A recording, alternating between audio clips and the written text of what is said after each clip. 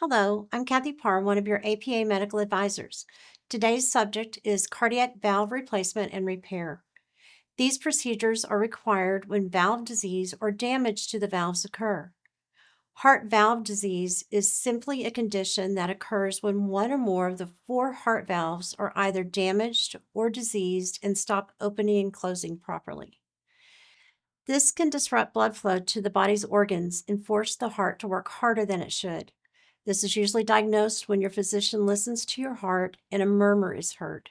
To be clear, most murmurs do not require intervention. Occasionally, though, there is significant damage or severe enough symptoms that will require either a complete replacement or simply a repair. Both procedures will need to be reported to the FAA for clearance and a special issuance. If a replacement is required, there will be a 6-month downtime for recovery, after which your cardiologist will be required to provide you with a 24-hour Holter monitor, an echocardiogram, which is an ultrasound of your heart, and a detailed clinical progress note. Once this has been completed at the end of the 6-month recovery, we will submit all pertinent records to the FAA for clearance. This can take an additional 2 to 3 months.